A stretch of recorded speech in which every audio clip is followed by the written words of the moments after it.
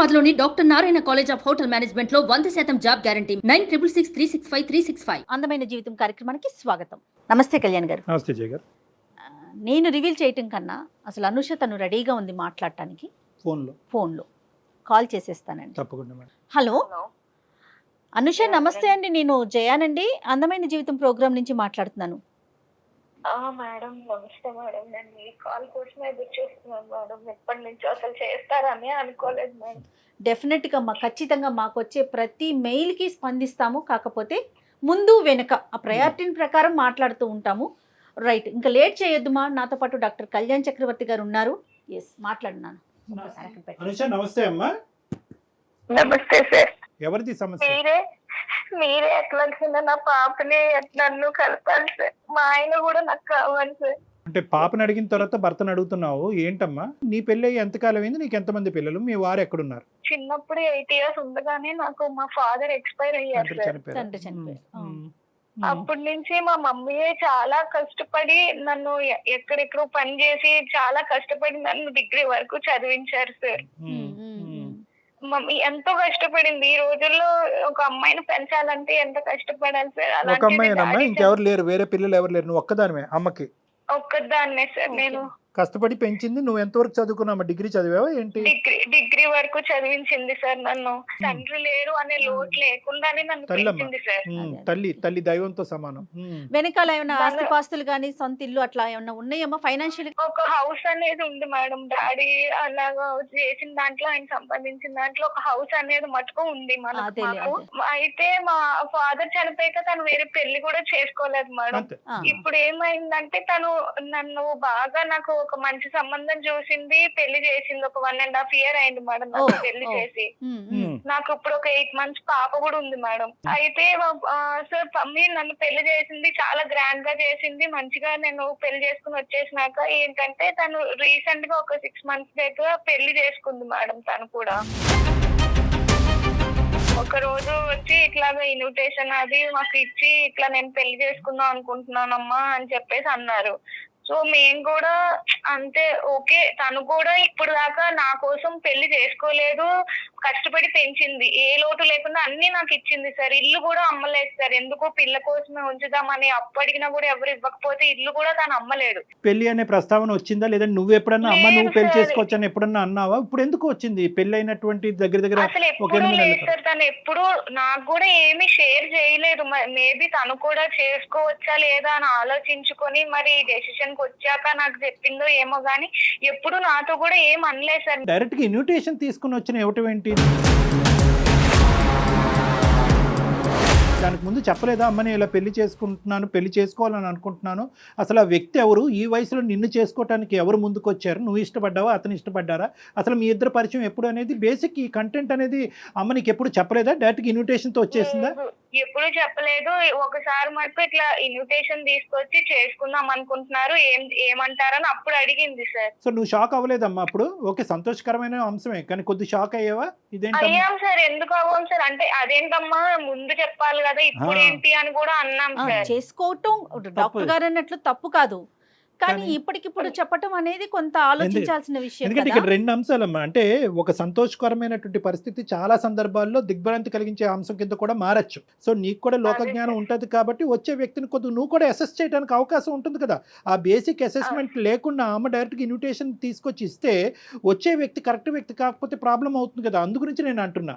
రెండో పెళ్లి చేసుకోవటం అనేది కామన్ అండి. ఇష్యూను ప్రకారం అమ్మాయి కానీ అబ్బాయి కానీ రెండో పెళ్లి చేసుకోవచ్చు. ఎప్పుడు? వాళ్ళ మధ్య పిల్లలు లేనప్పుడు. ఒకవేళ వన్స్ పిల్లలు ఉన్నారంటే ఖచ్చితంగా వాళ్ళ అభిప్రాయం అనేది తీసుకోవాల్సిన పరిస్థితి కదా కళ్యాణ్ గారు. అదే తల్లి యొక్క ఉద్దేశం ఎలా ఉంటుందంటే కనుక ఇక్కడ వరకు నేను నా జీవితాన్ని ఒక విధంగా దారబోసాను, సాక్రిఫైస్ చేశాను, కూతురు ఆడపిల్ల పెళ్ళి అయింది. ఒకప్పుడు అబ్బాయే ఉండుంటే కనుక ఆవిడ ఇంత ధైర్యంగా అడిగేసి ఉండేదా? ఎందుకంటే అబ్బాయి అంటే కనుక వచ్చేటటువంటి కోడలు ఉంటుంది అనేది. ఇప్పుడు కూతురు కాబట్టి మన కూతురు పుట్టింటి నుంచి అత్తింటికి వెళ్ళింది అనేటటువంటి ఉద్దేశంతో ఏంటంటే ఆవిడ కొద్దిగా స్వేచ్ఛ అనేది వచ్చి ఉండొచ్చు. కానీ ఎంత కాదనుకున్నా కూడా ఓకే, నువ్వు ఏదైనా మైనరు నీకు తెలియనటువంటి అంటే కనుక అది వేరే విషయం. నువ్వు అమ్మకి సమాధానం చెప్పుకోవాల్సినటువంటి అవసరం లేదు. ఓకే, కానీ నువ్వు ఖచ్చితంగా నీ భర్తకు సమాధానం చెప్పాలి. ఎందుకంటే కనుక ఇది ఒక కుటుంబం, అది ఒక మర్యాద, ఒక పరువు కలిగినటువంటి అంశము. ఎందుకంటే కనుక నీ భర్త వాళ్ళ కుటుంబ సభ్యులకి చెప్పుకోవాలి.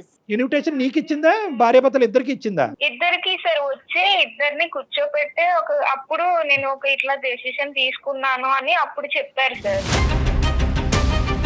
నీ హస్బెండ్ రియాక్షన్ ఏంటి నాన్న? తను అప్పుడు ఏమీ మాట్లాడలేదు సార్. తను ఓకే అండి, అదే కొంచెం సేపు ఆలోచించుకున్నారు. కొంచెం సేపట్లాగా తర్వాత మేము అందరూ కూడా కొంచెం ఓకే అయ్యి ఆమె డెసిషన్ కు ఓకే చెప్తున్నాం సార్. మేము కాదు అనుష, మీ హస్బెండ్ కూడా మనస్ఫూర్తిగా ఓకే చేసినట్లు అనిపించిందా నీకు? అప్పుడు చెప్పారు మేడం, తను ఓకే చేసుకోండి నాకేం అభ్యంతరం లేదు అని అన్నారు మేడం. ఆయన కూడా కాదమ్మా, నీకు మీ ఆయనకి మీ అమ్మగారి పెళ్లి యొక్క నిర్ణయానికి ముందు ఎటువంటి భేదాభిప్రాయాలు లేవు కదమ్మా? ఎటువంటి డిఫరెన్సెస్ అసలు లేవు సార్. చాలా మంచిగా ఉండేవారు సార్. అదే ఇప్పుడు ప్రాబ్లం అయింది సార్. సడన్ గా ఇప్పుడు మమ్మీ పెళ్ళైంది, ఆమె లైఫ్ ఆమె బానే బతుకుతున్నది, హ్యాపీగానే ఉన్నారు, మాకు ఏ ప్రాబ్లం లేదు. పెళ్ళైన కొన్ని రోజుల తర్వాత నుంచి మొదలు పెట్టారు సార్ ఈయన. ఎవరెవరు వచ్చారమ్మా పెళ్లికి? అందరూ వచ్చారు సార్. అంతా తను కూడా మంచిగా చేసుకున్నారు. మొత్తం బంధువులు వచ్చారు, వాళ్ళ రిలేటివ్స్ వచ్చారు, వాళ్ళ పేరెంట్స్ మా వాళ్ళు వచ్చారు.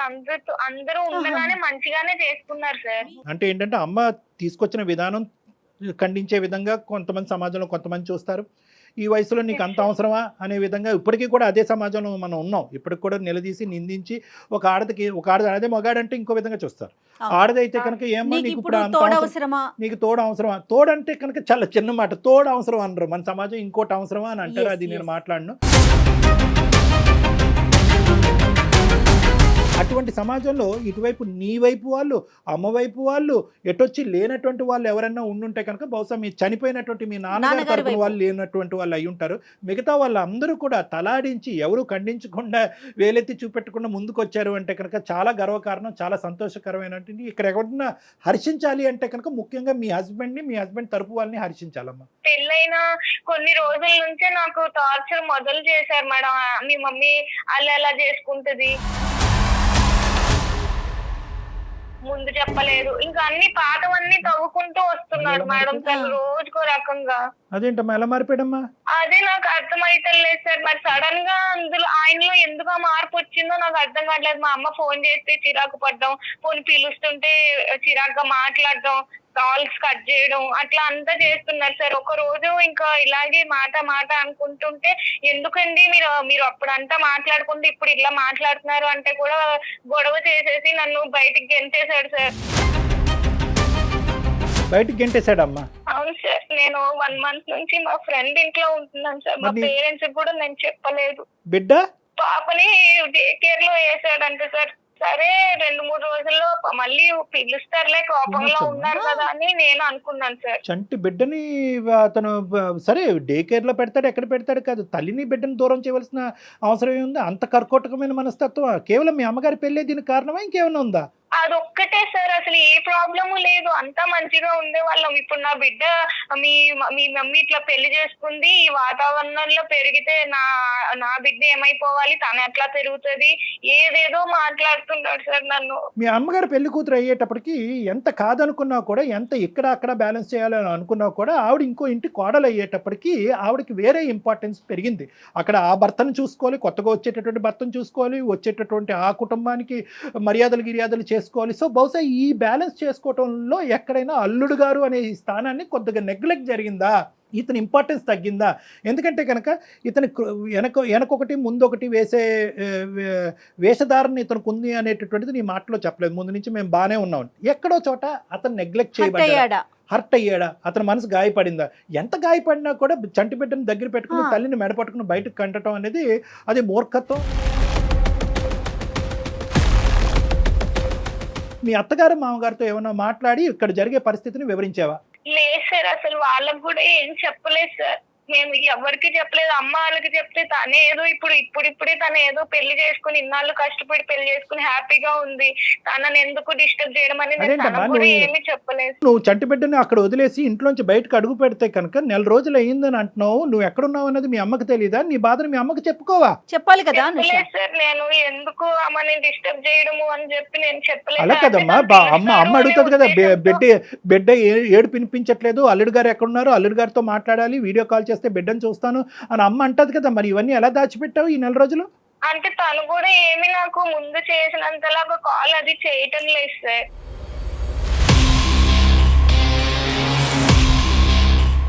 బిడ్డ పాలు తాగుతుందమ్మా?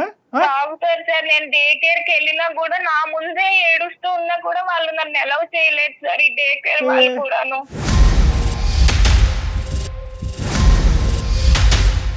కాదమ్మా, ఇప్పుడు మాకు చేయటం వెనకతలు నీ భర్తతో మాట్లాడమన్నా మీ తల్లితో మాట్లాడాలి? ఇప్పుడు మేము మా హస్బెండ్ తోనే మాట్లాడాను సార్. అసలు ఎందుకు అలా ఉంటున్నారు, ఆయన ప్రాబ్లం ఏంటో మీరే క్లియర్ గా కరెక్టే మాట్లాడతాము. మీ భర్త యొక్క పాత్ర చాలా సందిగ్ధమైనటువంటి పాత్ర, చాలా క్లిష్టమైనటువంటి పాత్ర. ఎందుకంటే కనుక మామగారు పెళ్ళప్పుడు కాలు కడగాలి, కానీ పెళ్ళైన తర్వాత మామగారు వచ్చారు ఇతనికి. ఏం పేరమ్మా అతనిది? భాస్కర్ సార్. కలపండి ఫోను. ఇక్కడ మానవత్వం అనే ఒక అంశం. ఇక్కడ ఏంటంటే బిడ్డ, తల్లి, సొంత బిడ్డ. ఇప్పుడు ఈవిడ పాలు ఇవ్వకపోతే ఈవిడ ఎంత బాధపడుతుందో, తండ్రిగా తల్లి పాలు ఆ బిడ్డ తాగలేకపోతుందని చెప్పాడు. దానికి అత్తగారి పెళ్లికి సంబంధం ఏంటి? హలో చెప్పు. చెప్పేది ఏంటండి, నన్ను ఎప్పుడు ఇంటికి రాస్తావు?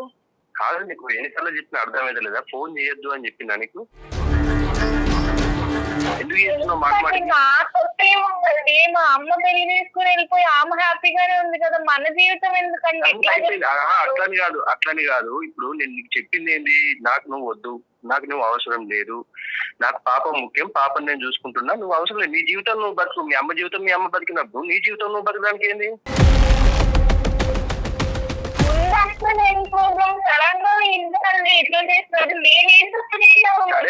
సడన్ గా కాదు, సడన్ గా చేసింది మీరు సడన్ గా చేసుకొని మీరు కట్టలు పడి మీరు ఇది చేసుకుంటే దానికి నేను ఎట్లా బాధ్యత అవుతా? నీ జీవితం ఏమి మాట్లాడలేదు కదండి, సడన్ గా ఇప్పుడు నన్ను మాత్రం ఎందుకు ఇట్లా ముందు అట్లా లేదు కదా. ముందు ఎట్లుండేది? ముందు బాగానే ఉన్నాం కదా, మనకేం ప్రాబ్లమ్స్ లేవు కదా. ముందు ఎంత మంచిగా ఉన్నాం మనం. ఏమైనా ప్రాబ్లం ఉందా? పాప పుట్టింది, పాపను మంచిగా చూసుకుంటున్నాం, మంచిగానే ఉన్నాం కదా. మధ్యలో మీ అమ్మ చేసిన దానికే ఇంత గొడవ అవుతుంది కదా. ఇది నీకు ఎంత అర్థమైతలేదు? మరి ఎందుకు మాట్లాడలేదండి ఈ ముక్కలన్నీ? మీరు మీకు అప్పుడు నిజంగా మీ మనసులో అదే ఉంటే అప్పుడే చెప్పుండే కదా. అవును, పెళ్లి చేసుకున్నప్పుడు ఇంత విపరీతంగా అయిద్దని ఎవరు అనుకోలేదు. ఏదో ఆమె ఉన్నది చేసుకుంటారు. అసలు ఈ ఏజ్ లో పెళ్లి చేసుకున్నట్టు నాకు వద్దనే అనుకున్నా, కానీ ఏదో ఆమె ఏదో తోడు కోసం ఉంటుంది కావచ్చు అనుకుంది. కానీ ఇంత ఘోరంగా ఇది పబ్లిక్ లో ఇజ్జత్ తీయడం ఏంది నాది? మీ పరువు ఏం తీసిందండి? పెళ్లి ముందు పెళ్లి చేసుకున్నప్పుడు అటెండ్ అయ్యారు, అంత మంచిగా మాట్లాడారు, మరి సడన్ గా ఇప్పుడు మీకు ఇవన్నీ గుర్తొచ్చేసాయండి? మా పాప నుంచి నన్ను దూరం చేస్తారా మీరు?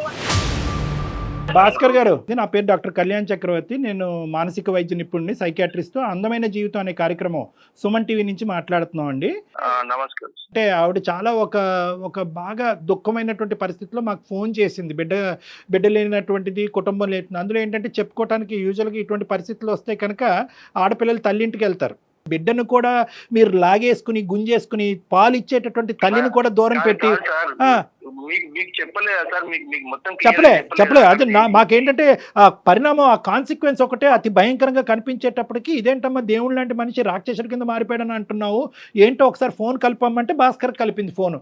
సో మీరు చెప్పండి సార్, ఏం జరిగింది? ఈ పరిస్థితులు రావడానికి కారణం వాళ్ళ అమ్మే సార్. ఇది ఇంత ఘోరంగా జరగడానికి కారణం వాళ్ళ అమ్మే. నేను ఫస్ట్ నుంచి చెప్పుకుంటూనే వస్తున్నా.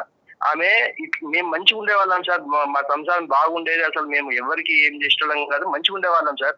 ఈ మధ్యలో వీళ్ళ అమ్మ వచ్చేసి ఈమె ఇట్లా వేసుకొని వీళ్ళు ఈ పెళ్లి చేసుకొని ఆ పెళ్లిని దానికి ప్రీ వెడ్డింగ్ షూట్ చేసుకొని దాన్ని అంతా ప్రజలలో మొత్తం అందరికి తెలిసేటట్టు చేసి నా ఇజ్జత్ తీసింది సార్. నాకు మొత్తం అసలు ఎక్కడ కూడా నాకు పరువు లేకుండా చేసేసింది వాళ్ళు.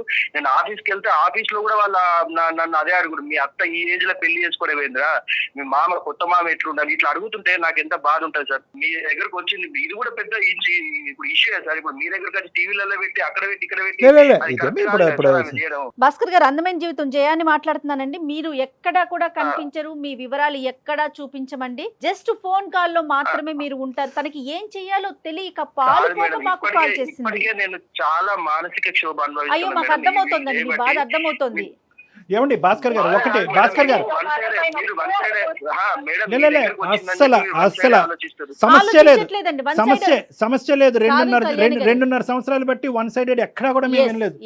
రాసిస్తా కావాలంటే ఎప్పుడు కూడా 2 సైడెడ్, కావాలంటే 3 సైడెడ్, లేదంటే 4 సైడెడ్, కానీ ఎప్పుడు 1 సైడెడ్ కాదు సార్. న్యాయ అన్యాయాలు జరగాలి అంటే కనుక ముందుగా మీ బిడ్డకు జరగాలండి. ఫస్ట్ అది కంక్లూడ్ చేద్దాం, మిగతావన్నీ తర్వాత మాట్లాడుకుందాం. చంటి బిడ్డని తల్లిపాలు లేకుండా ఎలా అండి చేస్తాము 4 రోజులు బట్టి? పెరగాలి సార్ ఆమె. ఇలాంటి వాతావరణంలో పెరిగితే ఆమె భవిష్యత్తు గొప్ప వాతావరణం. సరే, ఇవన్నీ కాదు, పాయింట్ టు బి నోటెడ్.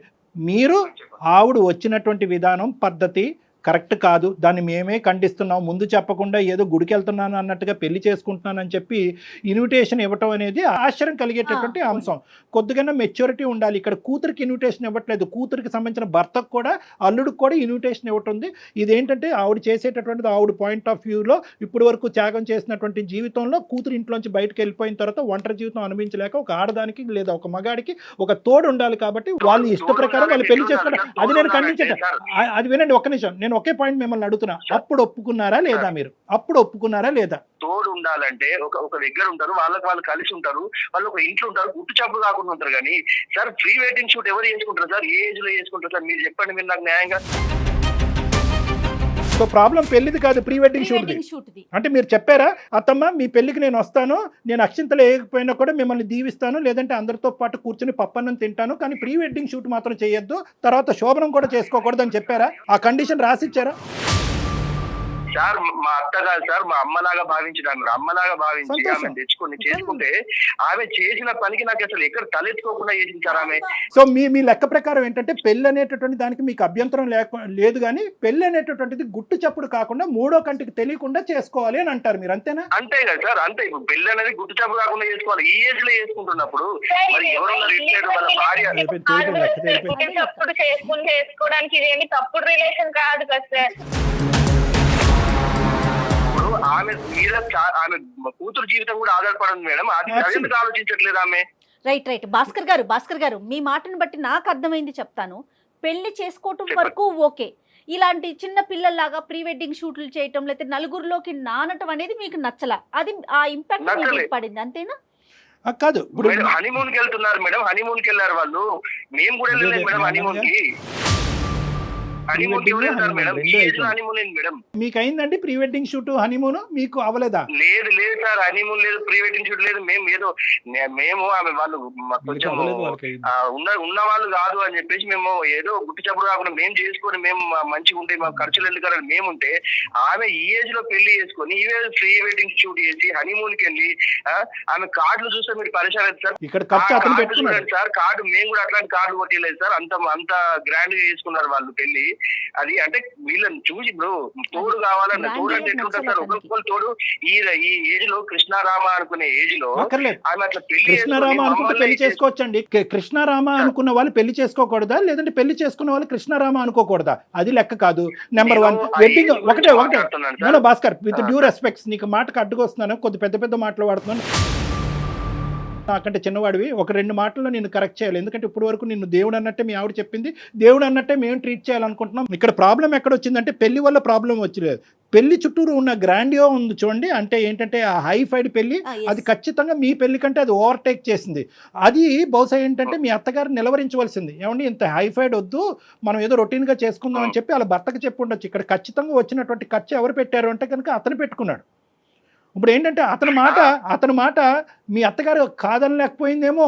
అతని పెళ్లి ఇప్పుడు వచ్చి అతని జీవితంలో పెళ్లి అనేది జరగలేదంటే నాకు పాప ఉంది, అల్లుడు ఉన్నారని చెప్పుకోవాలి కదా సార్. ఆమె మా అన్నయ్య చిన్న వయసులోనే మా డాడీ అనేది చనిపోయారు సార్. ఆమెకి అప్పటి నుంచి ఆమె ఏ కోరికలు లేకుండా నన్ను మాత్రమే నన్ను చూసుకుంటూ నాకు ఏ లోటు లేకుండా సంతోషాలు కూడా పక్కన పెట్టింది సార్. నీ వైపు కానీ మీ తల్లిగారి వైపు కానీ నాకు ఎటువంటి వ్యతిరేకత లేదు. కానీ ఒక్కటమ్మా, ఇక్కడ కుటుంబం సంప్రదింపు ఈ 2 పదాలని అమ్మ గీత దాటేస్తుందమ్మా. ఒక కుటుంబం అనేటటువంటిది, పెళ్లి అనేది ఒక కుటుంబం, తల్లి కావనియండి, కూతురు కావనియండి, పెళ్లి అనేది ఒక సాంప్రదాయబద్ధమైనటువంటి ఒక కుటుంబానికి సంబంధించినటువంటి ఒక వ్యవహారం. అమ్మ గుట్టుగా పెళ్లి చేసుకోవటం అనేది నేను ఏకీభవించకపోయినా అట్లీస్ట్ ఏంటంటే కనుక బయటకు వచ్చి నలుగురికి చెప్పేటటువంటి వ్యక్తి ముందైనా చెప్పాలి. జరిగేటటువంటి కార్యక్రమాల గురించి అమ్మ ఫస్ట్ మ్యారేజ్ జరుగుతుందమ్మా, లేదంటే దాని ముందు ఏదో షూటో గీటో జరుగుతుంది, తర్వాత ఈ కార్యక్రమం ఉండబోతుంది.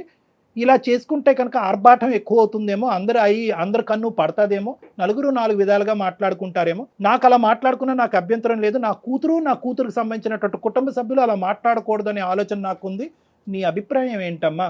2 స్టేట్మెంట్స్ మీ అమ్మగారు మాట్లాడుంటే ఈరోజు ఈ సమస్య లేదు. అంతే కదా సార్, మరి మీరు చెప్పే కరెక్టే సార్, అట్లా చెప్పాలి సార్.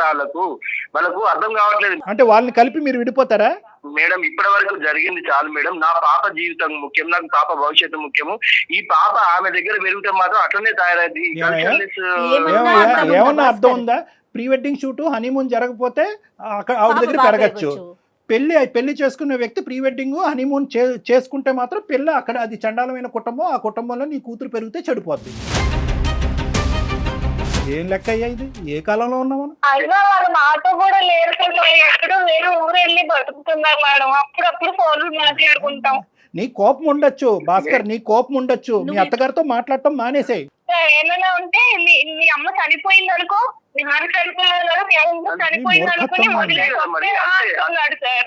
భాస్కర్, నువ్వు నీ కోపం ఉంటే నాకు ఎటువంటి అభ్యంతరం లేదు. మీ అత్తగారితో మాట్లాడటం మానే, మీ సోకాల్డ్ మామగారితో అస్సలు మాట్లాడొద్దు. కానీ దానికి ఈ అమ్మాయి ఏదో ముందొచ్చి దగ్గరుండి పెళ్లి చేసినట్టుగా, ఈ అమ్మాయి మొత్తం ప్రీ వెడ్డింగ్ డిజైన్ అంతా చేసినట్టుగా, హనీమూన్కి ఈ స్పాట్ మీరు డిసైడ్ చేసుకోండి అని ఈ అమ్మాయి డైరెక్ట్ చేసినట్టుగా ఈ అమ్మాయిని శిక్షిస్తావేంటి? ఆ చంటి బిడ్డని పాలు లేకుండా ఆ అమ్మాయిని ఆ బిడ్డను శిక్షిస్తున్నావేంటి? ఏం మూర్ఖత్వం ఇది? నేను సొసైటీలో బతుకుతున్నా సార్. ఈ సొసైటీ తర్వాత గుర్తొచ్చిందా? పెళ్లికి తలాడించినప్పుడు అత్తమ్మ నాకు ఒక 4 రోజులు టైం ఇవ్వండి, నాకంటూ ఒక సొసైటీ ఉంది, స్నేహితులు ఉన్నారు, కుటుంబ సభ్యులు ఉన్నారు, అప్పుడు కావాలంటే మీరు పెళ్లి చేసుకున్నారు. జీవితాన్ని ఇంత నాశనం చేస్తారని నువ్వు ఇన్విటేషన్ తీసుకున్నావా లేదా? పెళ్లికి వెళ్ళావా లేదా? పెళ్లిలో భోజనం చేసావా లేదా? వచ్చేటటువంటి వాళ్ళందరినీ రిసీవ్ చేసుకున్నావా లేదా? ఏదో తోడు కోసం చేసుకుంటారు అనుకున్నా కానీ మేము మమ్మల్ని నాశనం చేయడానికి చేసుకుంటారు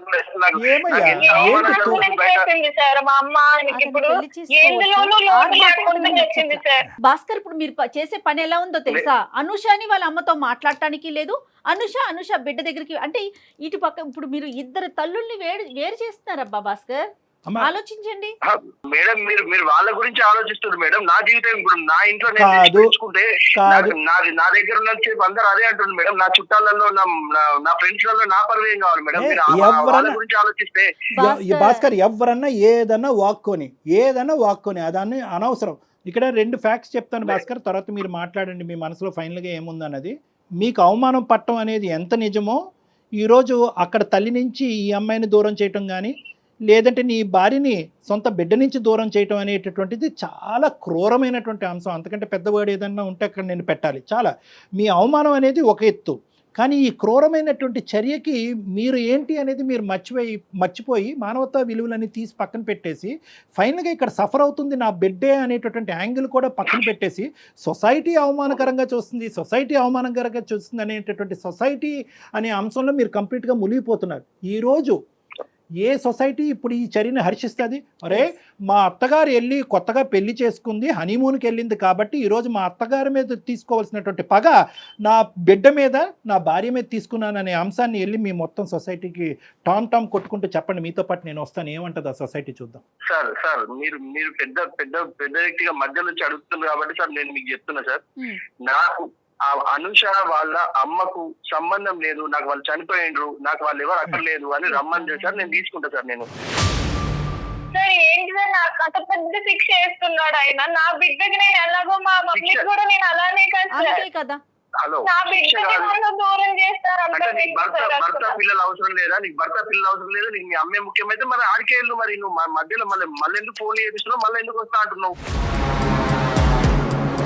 ఏదైనా సమస్య వచ్చి నువ్వు మీ అమ్మతో మాట్లాడొద్దు, నేను కావాలో మీ అమ్మ కావాలో తేల్చుకుంటే నువ్వేం చేస్తావు భాస్కర్? ఆ సమస్య రాదండి నాకు. మా అమ్మ తప్పు చేసింది కాబట్టి అంటున్నా సార్. నేను తప్పు చేయకపోతే నేను సరే అనేవాడిని సరే కాదు. ఓకే చూడండి భాస్కర్, ఒకటి నేను చెప్తాను, మళ్ళీ ఒక పాయింట్ చెప్తున్నాను. నేను మిమ్మల్తో గాంభీరంగా నిన్ను గర్జిస్తే కనుక అది తర్వాత నువ్వు అవమానకరంగా తీసుకుంటావు. ఆ ప్రభావం నీ కూతురు మీద నీ భార్య మీద పడుతుంది. కాబట్టి నాకు కడుపులో ఎంత కాలినా కూడా నీతో నేను ఇంకా స్వీట్గానే మాట్లాడుతున్నాను. ఎందుకంటే ఒక ఆడపిల్లని ఒంటి చేతి మీద ఈ ఇంట్లో ఆ ఇంట్లో పని చేసుకుంటూ బయట ప్రపంచం నుంచి ఒక ప్రభావం పడకుండా ఈ అమ్మాయి పక్కదో పడకుండా చదివిస్తూ ఎంతో గొప్పగా పెంచిందండి ఈ అమ్మాయిని. పెళ్లి చేసుకోవాలనుకుంటే ఎంత అప్పుడే అనుకోవచ్చు కదా, ఆవిడ తోడు కావాలని చెప్పి ఒక్క మాట మనలో మనం మాట్లాడుకుందాం. మీ అత్తగారు అన్నట్టుగా చూడకండి, ఒక స్త్రీమూర్తిగా చూడండి.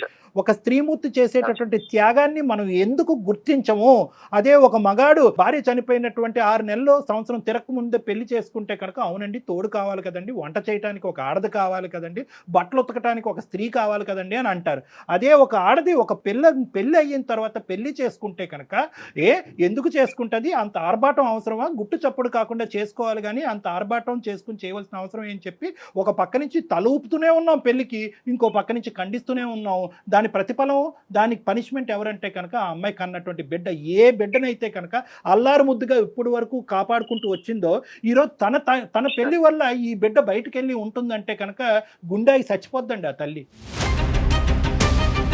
ఇంకా ఆవిడ తెలియదు కాబట్టి ఈ మాత్రం అన్నా మాట్లాడుకుంటున్నాం. దయచేసి నేను ఒకటే చెప్తున్నాను భాస్కర్, ఒక్కసారి సొసైటీ, అత్తగారు, మా పెళ్ళి అయిన తర్వాత అత్తగారి పెళ్ళి, ఈ టెక్నికల్ వర్డ్స్, ఈ క్రొనాలజీ అనేది తీసి పక్కన పెట్టేసేయండి. ఇలాగే అవ్వాలి అని చెప్పి రాముడు రాయలేదు, శ్రీకృష్ణుడు రాయలేదు, అల్లా రాయలేదు, జీసస్ క్రైస్ట్ రాయలేదు, ఎవరూ రాయలేదు. ఇది మనకు మనంగా సృష్టించుకున్నటువంటి ఒక విచిత్రమైన విడ్డూరమైనటువంటి సాంప్రదాయం. మీలో ఒక మానవత్వం ఉంది, ఒక మంచితనం ఉంది, అది బయటికి తీసుకురావాలి. నేను ఒకటే చెప్తున్నాను ఈరోజు, మీ అత్తగారితో కావాలంటే ఎటువంటి పరిస్థితుల్లో అంత ఆర్భాటంగా ఆవిడ పెళ్లి చేసుకుందని కనుక్కోమంటే అది నా బాధ్యతగా తీసుకుని నేను ఆవిడతో ఫోన్లో మాట్లాడతా.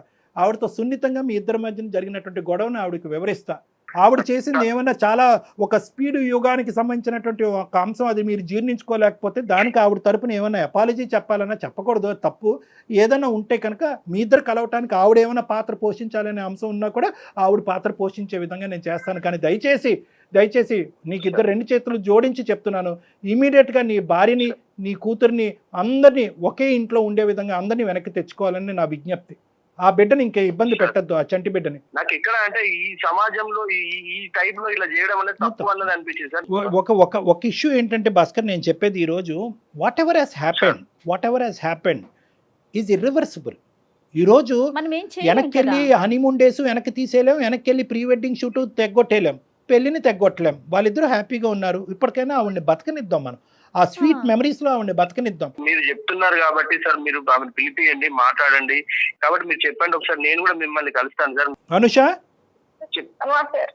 వస్తాడు ఇప్పుడు, ఒక అరగంటలో వచ్చి పికప్ చేసుకుంటాడు నిన్ను. ఇంటికి వెళ్ళిపో అమ్మా, కలుద్దాం. అమ్మతో కూడా మాట్లాడతానమ్మా. అనుష ఏమి ఇది ఇంత విపరీతంగా జరిగిందని కూడా అమ్మకు కమ్యూనికేట్ చేయను. అసలు ఏంటి పూర్వపరాలన్నీ కొంతవరకు తెలుసుకుని అది భాస్కర్కి అర్థమయ్యేటటువంటి విధంగా చెప్పి, భాస్కర్ మనసులో ఏమైనా మిస్కాన్సెప్షన్స్, మిస్అండర్స్టాండింగ్స్ ఉంటే కనుక అది కడిగేద్దాం. అప్పుడు వాళ్ళిద్దరు కూడా తల్లి కొడుకుల్లా ఉంటారు. ఓకేనా? రైట్ అండి, నమస్తే. పెళ్లి అనేటటువంటి అంశం చేసుకుంటున్నారా వద్దా అనేది ఒక్కటే భాస్కర్ చేతిలో కానీ, అనుష చేతిలో కానీ, సొసైటీ చేతుల్లో కానీ ఉంటుంది. ఒకప్పుడు ఈ ప్రీ వెడ్డింగ్ షూట్స్ ఇంత ఆర్భాటం ఎందుకని చెప్పి ముందే ప్రొక్లెయిమ్ చేయాలి. ఇదంతా ఎందుకు? ఇన్విటేషన్ ఇచ్చినప్పుడే అమ్మ ఇది చాలా సీక్రెట్గా ఏదైనా గుడిలో చేసుకుందాం, ఒక 10 మంది అటు ఇటుని పిలుద్దాం, పప్పన్నం పెడదాం, చాలమ్మా దీని పెద్ద ఆర్భాటం చేసి చెప్పుంటే సరిపోయి ఉండేది. ఎనీహౌ ఒకసారి వాళ్ళు వస్తారండి, భాస్కర్ వస్తాడు డెఫినెట్ గా, మీరు మాట్లాడండి. ఇంకేం ఉండదు మేడం, ఇంకేం ప్రాబ్లం ఉండదు. yes they are very happy, they will be very happy together. ఎందుకంటే భాస్కర్ లో కూడా ఎందుకో తెలియనటువంటి ఒక నెగిటివ్ యాంగిల్ వచ్చింది, కానీ వాస్తవానికి 99.9% ఆ అబ్బాయిది పాజిటివ్ యాంగిలే. ఎక్కడో ఇన్ఫ్లుయెన్స్ అయ్యాడు.